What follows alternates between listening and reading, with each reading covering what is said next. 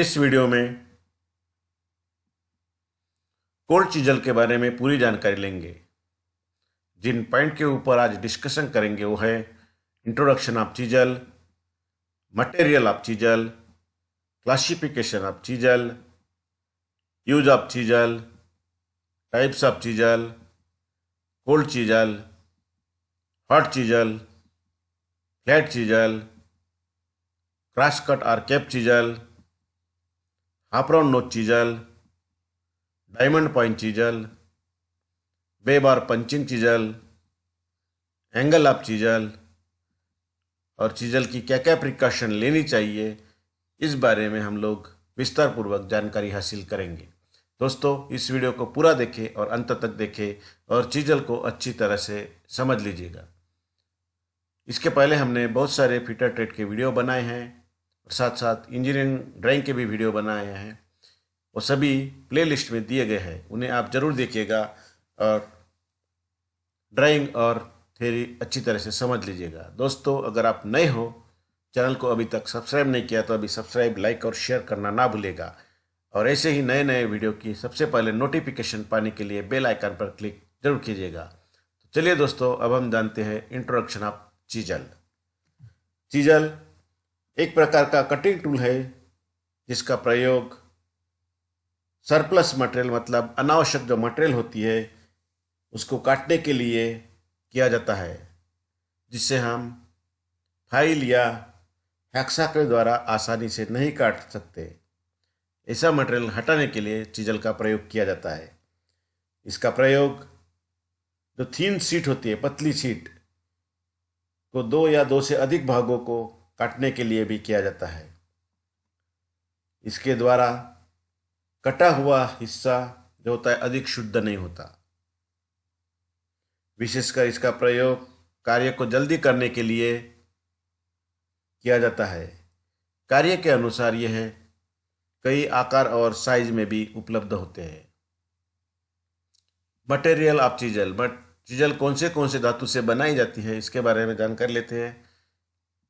Chisel high carbon steel और Chrome vanadium steel से बनाई जाती है और इसे जो पॉइंट का हिस्सा होता है उसको हार्ड और टेम्पर किया जाता है।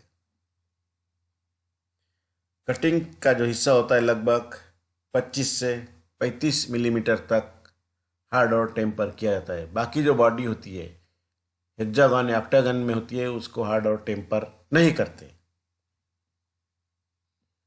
क्लासिफिकेशन ऑफ चीजल, चीजल का क्लासिफिकेशन कैसे किया जाता है उसके बारे में जानकारी लेते हैं। Length of chisel, width of cutting edge और टाइप्स ऑफ चीजल, इन बातों से चीजल का क्लासिफिकेशन किया जाता है। लेंथ ऑफ चीजल में अलग अलग लंबाई में उपलब्ध है। कटिंग एजेस की जो लंबाई, विड्थ है, वो भी अलग अलग है। और चीजल कौन सी प्रकार की चीजल चाहिए, यह सब आपको क्लासिफिकेशन ऑफ चीजल में जानकारी देनी होती है। अगला है पार्ट्स ऑफ चीजल, चीजल के कौन से पार्ट्स हैं उसके बारे में हम जानकारी लेते हैं। हेड, बॉडी, कटिंग एज और पॉइंट, इस तरह इस चीजल के पार्ट होते हैं। सबसे पहले अब हम जानते हैं हेड। यह चीजल का ऊपरी भाग होता है जिसको चैम्पर कर दिया जाता है और यह चैम्पर 10 डिग्री में किया जाता है। बार बार चोट लगाने से जो हेड का हिस्सा है वो फैल जाता है, जिसे मशरूम हेड कहा जाता है। मशरूम हेड वाली चीजल कभी भी प्रयोग में नहीं लाना चाहिए। उसे ग्राइंडिंग करके ही मशरूम वाला जो हिस्सा होता है उसको हटाने के बाद ही चीजल को प्रयोग में लाना चाहिए। इस भाग को हार्ड और टेम्पर नहीं करते, इसलिए ये फैल जाता है। दूसरा है बॉडी। चीजल का यह बीच का जो भाग होता है ये हेक्सागन या ऑक्टागन सेक्शन में होता है, जिसको अच्छी तरह से ग्रिप मिलती है। इस भाग को भी हार्ड और टेम्पर नहीं किया जाता है। कटिंग एज और पॉइंट, चीजल का कटिंग एज धातु के अनुसार सही कोण में ग्राइंडिंग कर दिया जाता है। अलग अलग धातु के अनुसार अलग अलग पॉइंट एंगल होता है। चीजल का यह भाग कटिंग करता है, इसीलिए इसको 25 से 35 mm तक, 25 to 35 mm तक इसको हार्ड और टेम्पर कर दिया जाता है। भारतीय स्टैंडर्ड के अनुसार यह कटिंग एंगल जो होता है वो अलग अलग मटेरियल के लिए अलग अलग रख दिया जाता है, जिसे हम बाद में जानेंगे। टाइप्स ऑफ चीजल, चीजल के कौन से टाइप्स है इसके बारे में बताते हैं। सबसे पहला है हॉट चीजल, दूसरा कोल्ड चीजल। ये चीजल के मुख्य दो टाइप्स है। तो पहले हॉट चीजल के बारे में जानते हैं। इसको प्राय गर्म जो वर्क होते हैं, हॉट वर्क, ऐसे धातु के लिए प्रयोग में लाया जाता है।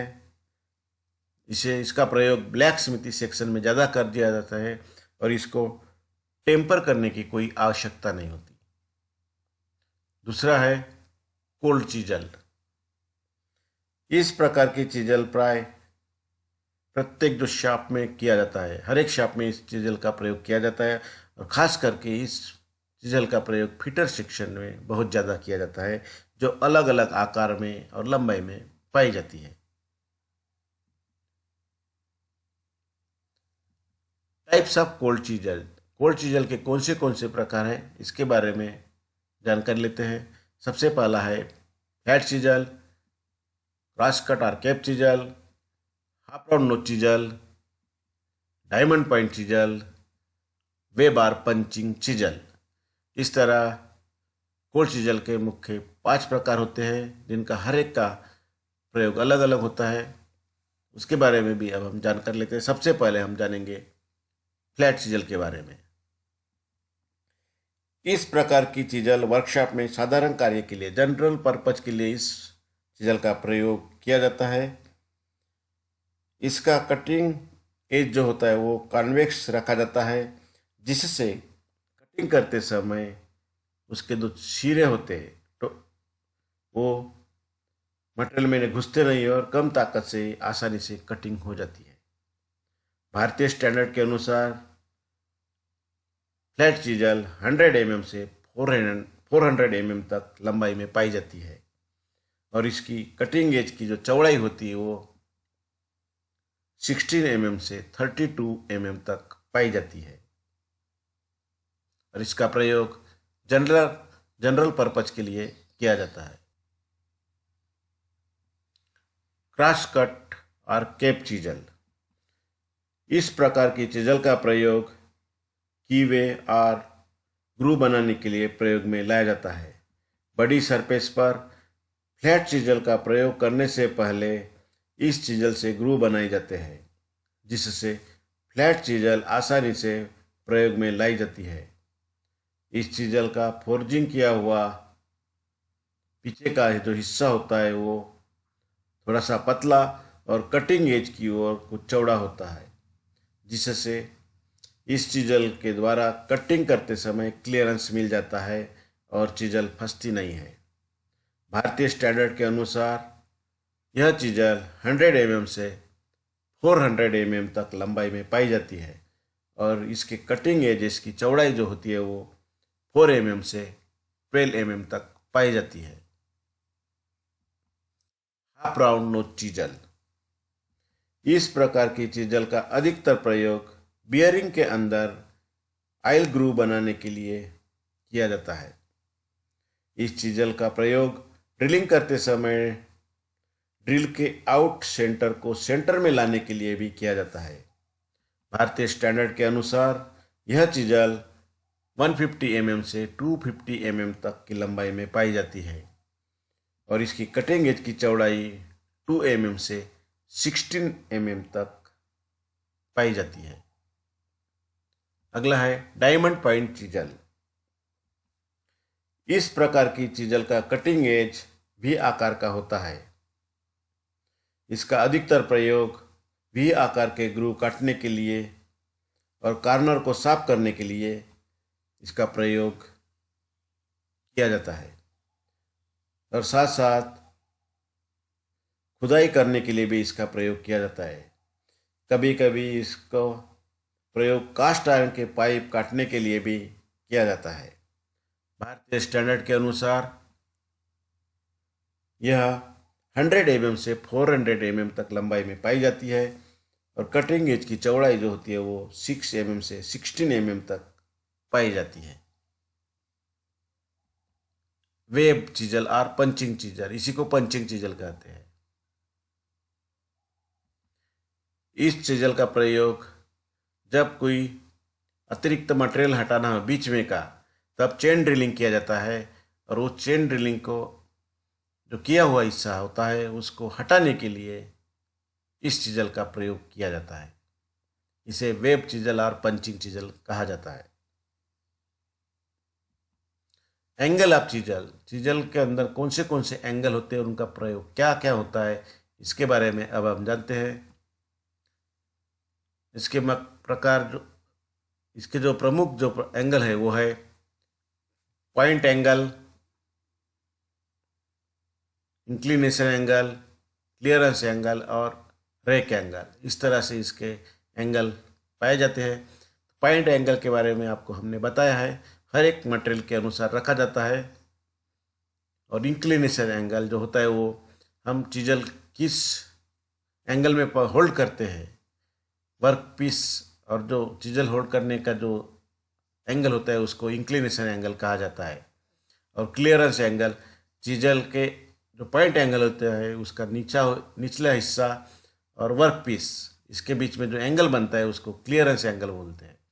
और रैक एंगल, चीजल के पॉइंट का जो एंगल होता है उसका ऊपर का हिस्सा और 90 डिग्री में जो एंगल बनता है उसको रेक एंगल का कहा जाता है। ये सभी आपस में एक दूसरे से रिलेटेड है, इसलिए सभी जो होते हैं वो पॉइंट एंगल के ऊपर डिपेंड करते हैं। तो जो पॉइंट एंगल होता है वो पहले हम जानते हैं। इस तरह से पॉइंट एंगल होता है। हाई कार्बन स्टील के लिए 65 डिग्री और जो इंक्लिनेशन एंगल होता है 39.5 डिग्री। कास्ट आयरन के लिए 60 डिग्री और इंक्लिनेशन एंगल जो होता है वो 37 डिग्री। माइल्ड स्टील के लिए पॉइंट एंगल 55 डिग्री और इंक्लिनेशन एंगल 34.5 डिग्री। पीतल के लिए 50 डिग्री पॉइंट एंगल और 32 डिग्री होता है वो इंक्लिनेशन एंगल। तांबे के लिए 45 डिग्री पॉइंट एंगल और 29.5 डिग्री इंक्लिनेशन एंगल। और एल्यूमिनियम के लिए 30 डिग्री पॉइंट एंगल और 22 डिग्री इंक्लिनेशन एंगल। इस तरह से एंगल होते हैं।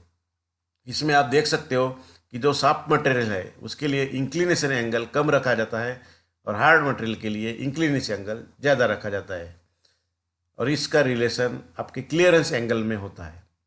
अगर इंक्लिनेशन एंगल हम सॉफ्ट मटेरियल के लिए ज़्यादा रखेंगे तो हमारा जो चीजल है वो जाप के अंदर घुस जाएगी और प्रवेश करेगी और जाप खराब हो जाएगा, क्योंकि मटेरियल सॉफ्ट होता है तो आसानी से उसके अंदर चले जाते हैं। अगर सॉफ्ट धातु के लिए हम इंक्लिनेशन एंगल ज़्यादा रखें तो ऐसा हो जाता है। और हार्ड धातु के लिए अगर इंक्लिनेशन एंगल कम रखा है तो वो चीजल आपकी फिसल सकती है इस तरह से, और जो वर्क है वो अच्छी तरह से कटिंग नहीं होगा। इसीलिए इंक्लिनेशन एंगल जो होता है वो हार्ड धातु के लिए ज़्यादा और सॉफ्ट धातु के लिए कम रखा जाता है।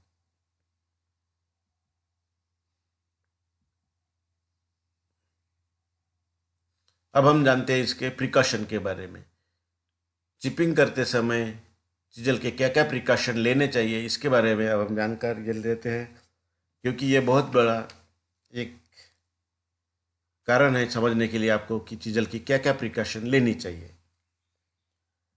चीजल के द्वारा कटिंग करते समय या उसे ग्राइंडिंग करते समय चश्मे का प्रयोग अवश्य कर लेना चाहिए, क्योंकि उसके जो ग्राइंडिंग करते समय स्पार्क होता है वो भी आपके आंखों में चला जा सकता है, या फिर मशरूम हेड जो रहता है या कटे हुए चिप्स आपको आँख को लग सकते हैं। इसीलिए कभी हमेशा आपको सेफ्टी गागल का प्रयोग करना चाहिए। यदि चीजल का हेड फैल गया हो, मतलब मशरूम हो गया हो, तो उसे ग्राइंड करके ही प्रयोग में लाना चाहिए। विदाउट ग्राइंडिंग करके चीजल का मशरूम हेड हो तो नहीं प्रयोग में लाना चाहिए। चिपिंग शुरू करने से पहले यह चेक कर लेना चाहिए कि चीजल के हेड और हैमर के फेस पर तेल या ग्रीस तो लगी नहीं है। यदि ऐसा हो तो उसे साफ कर लेना चाहिए। चिपिंग करते समय चीजल के कटिंग एज की ओर देखना चाहिए, ना कि हैंडल की ओर। चिपिंग करते समय जाब को हाइस के बीच में उचित सहारा देकर बांधना चाहिए, जिससे चिपिंग करते समय जाब नीचे नहीं फिसल सकता है। इस तरह से आपको बीच में वर्क के बिल्कुल नीचे आपको कुछ लकड़ी का पीस डालना है और अच्छी तरह से चिपिंग करना है। चिपिंग करते समय चिपिंग गार्ड अवश्य लगा देना चाहिए। अगर आप चिपिंग गार्ड नहीं लगाते हो तो जो कटे हुए चिप्स है वो बाहर उड़ सकते हैं और किसी को उससे एक्सीडेंट हो सकता है या आपको भी उससे चोट लग सकती है। इसीलिए हमेशा चिपिंग गार्ड का प्रयोग करना चाहिए। दोस्तों, इस प्रकार हमने सभी पॉइंट के ऊपर डिस्कशन किया है। उम्मीद है आपको यह जानकारी अच्छी लगी हो, तो आप हमारे चैनल को लाइक, सब्सक्राइब और शेयर करना ना भूलेगा और ऐसे ही नए नए वीडियो की नोटिफिकेशन पाने के लिए बेल आइकन पर क्लिक जरूर कीजिएगा।